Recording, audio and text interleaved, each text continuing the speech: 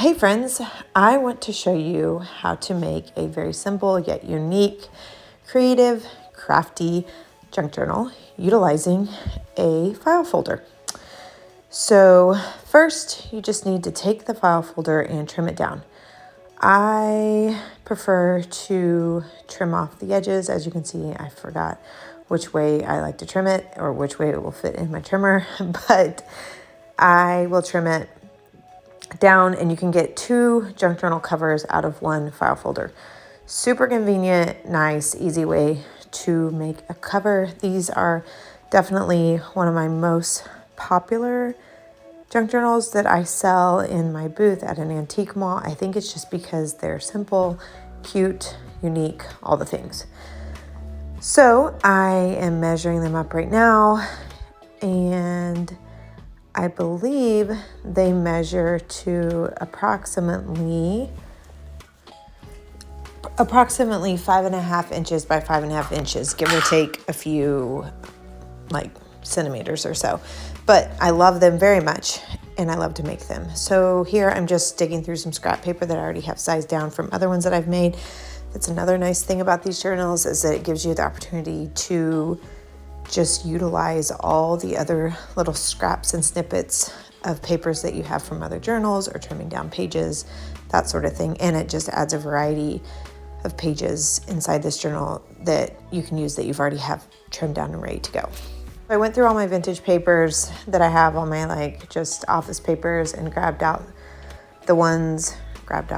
selected the ones that I wanted to utilize, and then I went through them. So these journals are made specifically for 2 different people that are both very nature loving, and I wanted it to be kind of like that kind of vibe.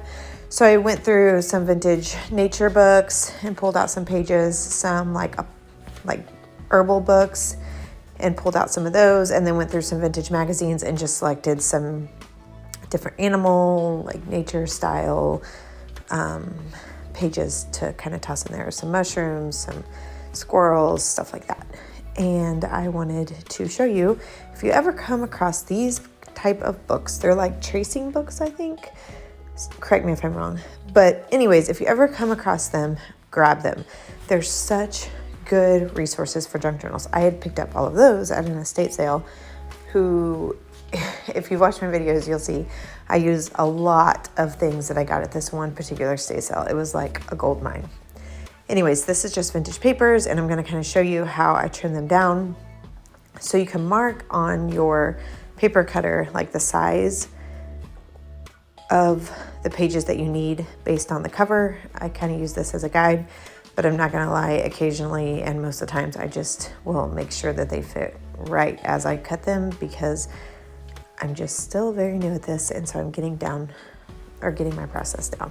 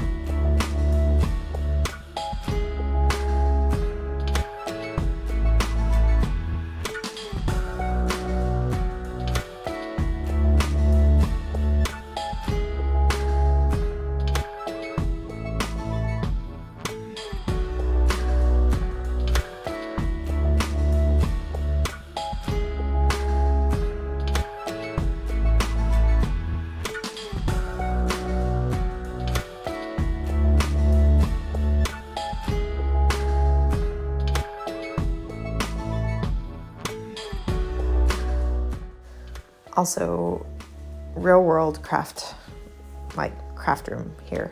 You can see my camera is sliding around and I have clutter all around my workspace. It is driving me crazy, but it is a project for another day because I have been just busting out different journals and gifts and things like that, and I really need to just take a moment and clean the craft room. If you are a fellow crafter or junk journaler or paper crafter, scrapbooker, you know how it just gets out of hand very quickly. So don't mind the mess on the edges of the workspace. That's just the way it is.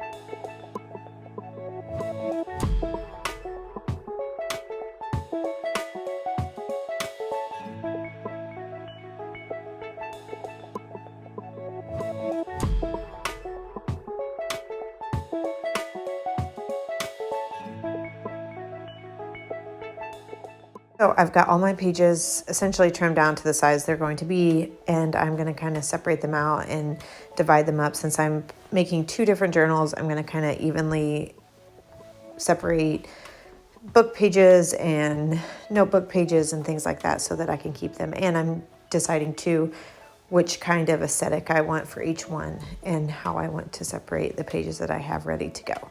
So that's what I'm doing here. And then after I separate the pages, I will start making sure that they are all trimmed down and put them in the appropriate order, and then make sure that they all fit nicely within the cover.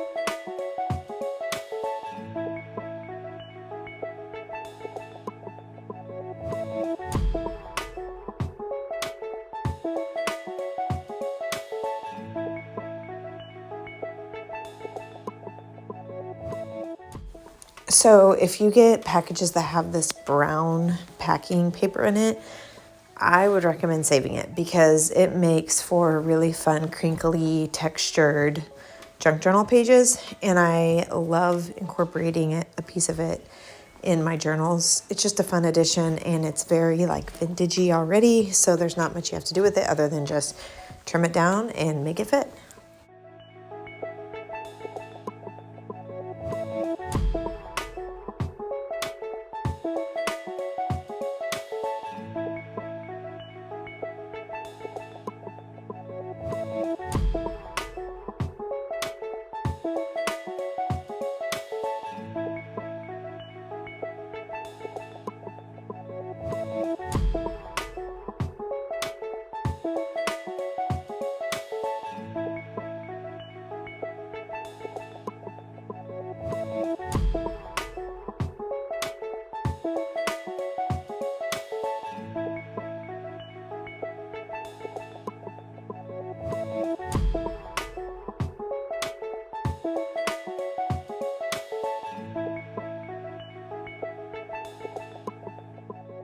I know that when I watch the people that I have subscribed to make junk journals, I always love seeing the variety of pages that they have incorporated into their journals. And so I hope that you're enjoying my process and the way that I've put in different pages and the pages that I've picked, and just showing you a variety of papers and pages that you can place inside of your junk journals.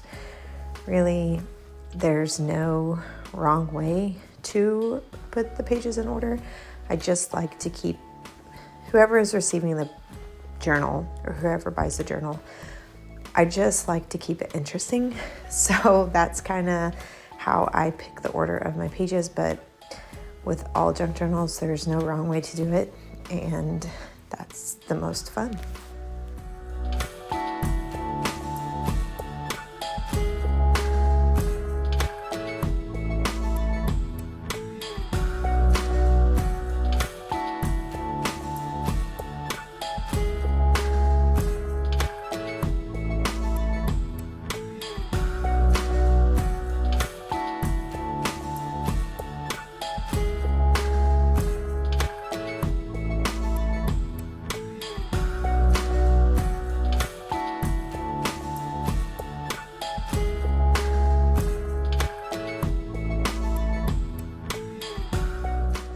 So next I am just getting everything ready for the binding process. I'll just clip the pages in order, nothing fancy, nothing complicated. I don't even clip all the sides, just 2 will do.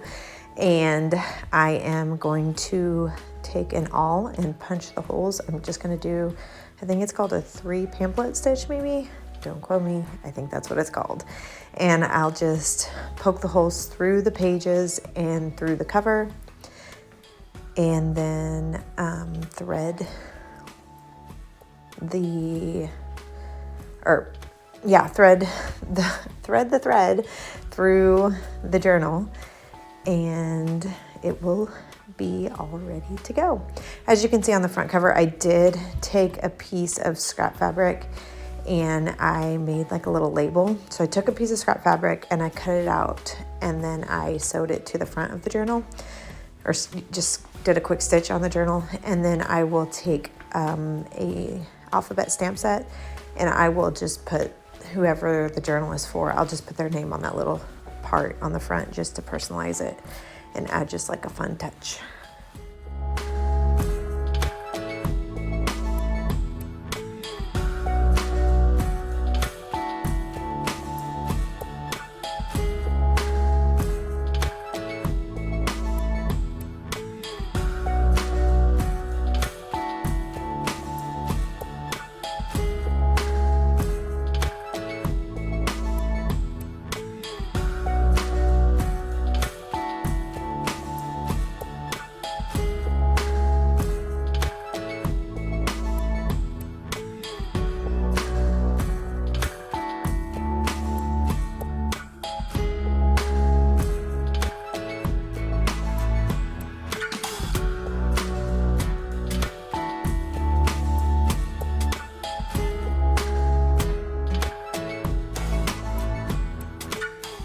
So here we have journal number 2, same thing. I'm just gonna place it inside the cover, use 2 little clips, and I'm telling you, most of this stuff I just picked up at estate sales and thrift stores, other than the awl. I got the awl, I think, at Hobby Lobby maybe? I don't know, it was a really good investment. I'm glad that I have the one I do.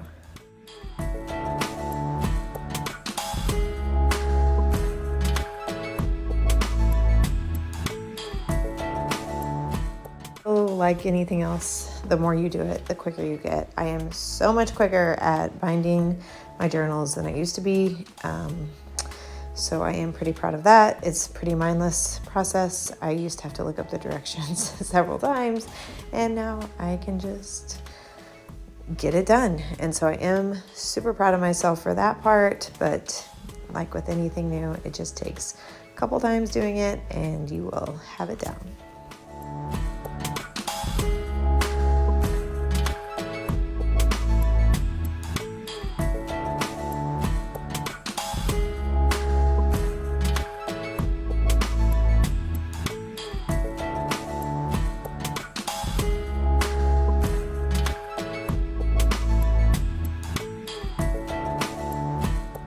So if you're needing just some quick, fun, easy journals to pop together for gifts, or if you have a market or a vendor event or a booth or anything like that, and you're just wanting to get something in there, these are so quick to throw together. They are so creative, they're so unique. In fact, I need to make more to put into my booth because I've sold all of mine. And I don't quite remember my price point on these, but obviously it depends on where you are and kind of what the vibe of your market is. But I will say that these are so quick to toss together, and I just love like the vintagey vibe that the file folder already offers, and it's just a great way to utilize file folders. They are all the time, like I find them all the time at thrift stores and just people clearing out office supplies, and what better way to repurpose them and send them back out to the universe to be used in a new creative way. I hope this video has inspired you and has given you some different ideas and maybe a different creative way to create a junk journal. And if you need a gift idea, here you go. Thanks for watching.